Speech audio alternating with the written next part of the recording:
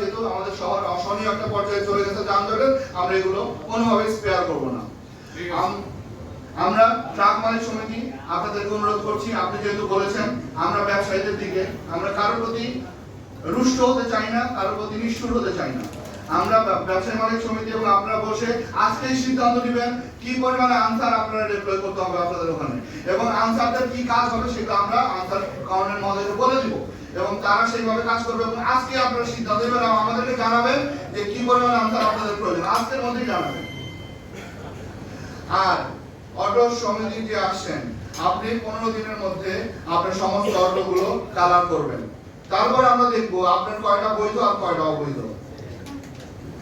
ঠিক আছে?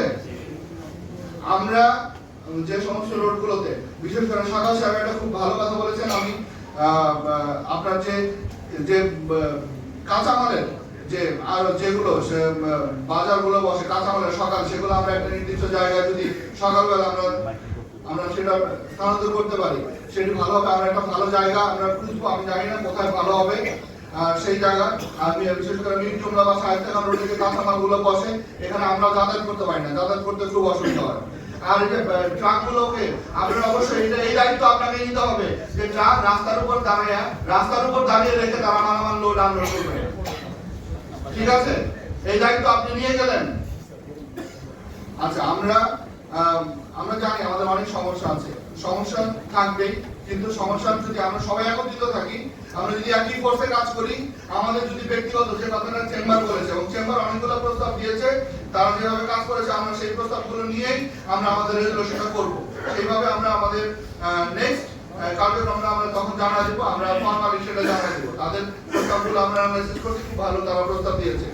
আর এমনিতে যে আলোচনাগুলো হলো 4 নম্বর এবং 2 নম্বর গেট, সেখানে আমাদের নিয়মিত আর হচ্ছে হলিডে মার্কেটের বিষয়টা এখন আমাদের জায়গা দেখতে হবে। জায়গা থেকে আমরা হলিডে মার্কেটে পরীক্ষামূলকভাবে চালু, আমরা আবারও একটু বসবো যে কি পরিমাণে ওখানে অ্যাকোমোডেশন করা যাবে, ওই জায়গায় আমরা পরীক্ষামূলকভাবে সেটা চালু করতে পারি যদি দেখি। তবে যে কথাটা আমার সিটি কর্পোরেশন বলেছে যে একজনকে দিলে আরেকজন ওই জায়গাটা দখল করার জন্য বসে থাকে, ওই সুযোগ নাই। এই চিন্তা যারা করবেন তারা এখনো অন্য রাজ্যে বসবাস করেন, এই সুযোগ আমরা দিব না। আমরা যখন আমরা ওখানে পাঠাবো, যাদেরকে পাঠাবো তাদের ডাটাবেস নিয়ে আমরা পাঠাবো। তো আমরা অবশ্যই আপনারা জানেন ইতিমধ্যে আমরা হসপিটালগুলোতে যে অবৈধ পার্কিং সেগুলো আমরা মনিটর করা শুরু করেছি।